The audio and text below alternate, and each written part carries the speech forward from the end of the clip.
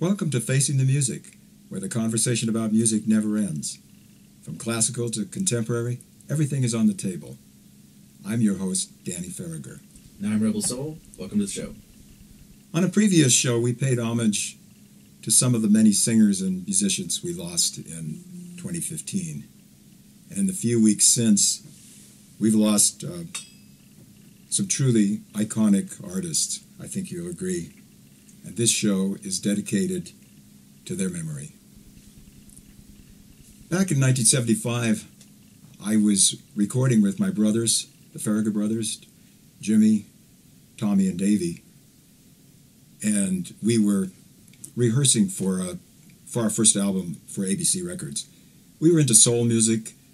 It was a new direction for us, and I didn't hear that much in rock that really appealed to me. I was more driven by what I was hearing coming out of Motown and Marvin Gaye, Stevie Wonder, the OJs, Al Green,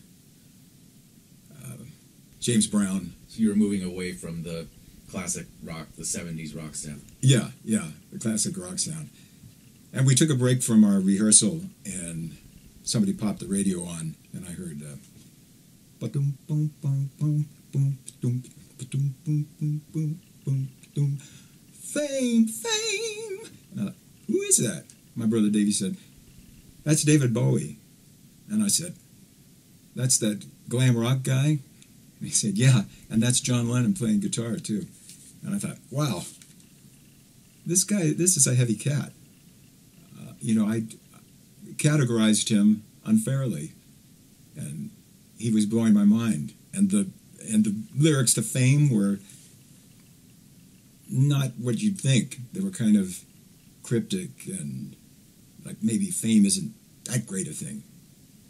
Yeah, it's interesting the way that it's only someone like him and John Lennon could really pull that off. Yeah, people who actually experienced that. You be careful what you wish for. Yeah, it's kind of the lyrics are kind of dark. What you need is in the limo, hard to swallow. Even though it seems like David Bowie reveled in the fame. Yeah, well, it was that dichotomy that I think that he sought after that fame, but he was a smart guy. He was an intelligent guy, and he knew inside that wasn't the answer to everything. But after that, I paid more attention to David Bowie, and I listened to the earlier stuff too. And a few weeks ago, I was reading in the LA Times in the morning, Sunday Times, and it was a review of David's new album, Black Star. And I said to myself, this guy, man, he just keeps reinventing himself. I thought, I'm going to have to check that out. And the very next day, I read in the news that David Bowie had died. And I think I felt like a lot of people, like you just thought he would keep going. You take it for granted. Yeah, you take it for granted.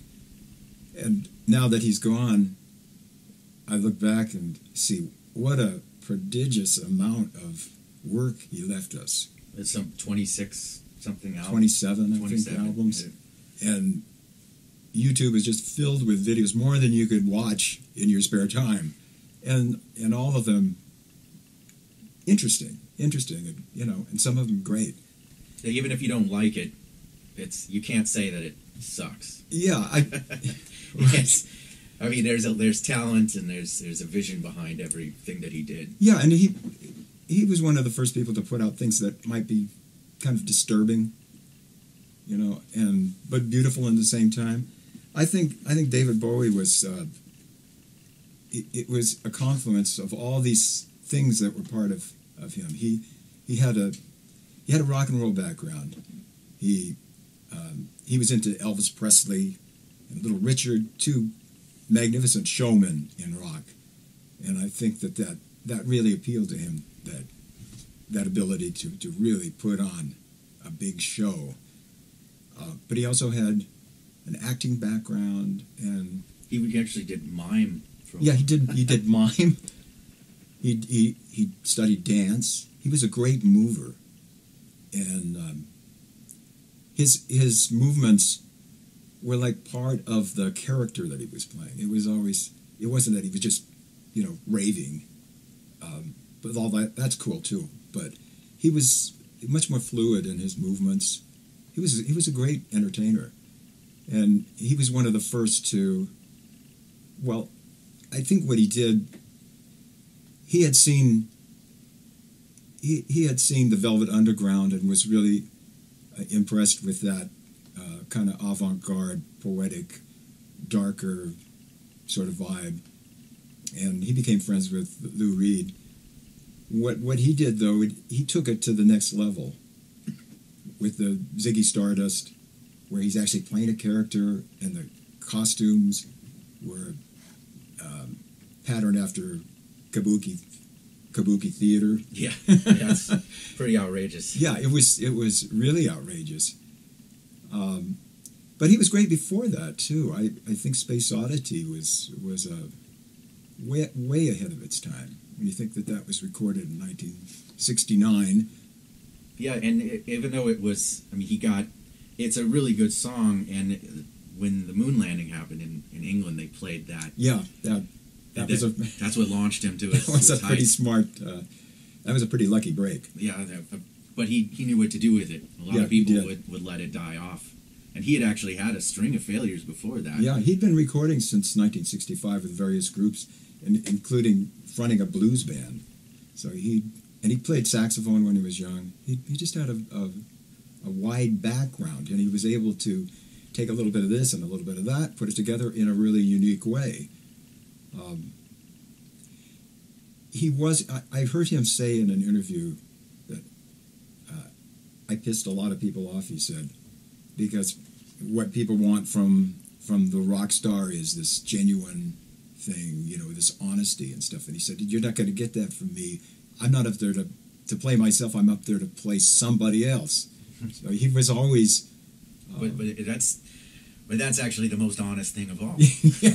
When you think about ultimately, it. he was honest. Yeah, right. Gangster raps are not going out and murdering people. Yeah. And Mick Jagger isn't the devil. No, he's not. So he had this artistic vision. He had, like I was talking about, he had these various talents. He also had a really good marketing sense. He knew how to market himself. Wouldn't you agree? Yeah, definitely. Marketing, packaging, the whole 9 yards. Yeah, and to do that for 50 years, that's something. That's really something. Usually, if you can get 10 or 15 years, that's damn good. But 50 years, and to stay vital. Yeah, usually an artist, like say the Stones, they have a period where they're evolving and they change, and then they hit a certain point, and then it's they just kind of ride on the merits that they had done. Yeah, they do try to make new things, but it's more or less what the people want is just more of the same, and you kind of have to deliver that. Yeah, I'm sure that the various fans of the different genres that he did would want him to do. Play Space Oddity or play Modern Love or whatever it was. But he was artistically restless. I think he would get bored with doing the same thing, and he was constantly wanting to move on to something else. It seems like his pop years in the 80s, there was an interview with him, and he said that those were his most unhappy times. Believe it, he was raking in the cash, but he was actually really unhappy creatively, and then he just completely rebels against it and pisses off all his new base. Which, when he had done all that stuff, he had pissed off all the 70s fans. And the 90s stuff probably pissed off the early 90s, the late 90s stuff, and et cetera and so forth. Yeah, it's really amazing how he could reinvent himself. He's probably the only guy in history. First, that he came out that he was gay in the 70s is really remarkable. It's way ahead of its time. Nobody would even dare to do that. But the fact that he could say again, oh, never mind, I'm straight, in the 80s, and get press out of that, and at just the right time, too, that there was like a conservative sweep, everything was real cleaned up and sterilized. Yeah. That's really remarkable. I don't know anybody else that could do that. Yeah. he was one of the guys who really pushed that gender bending, that androgynous thing.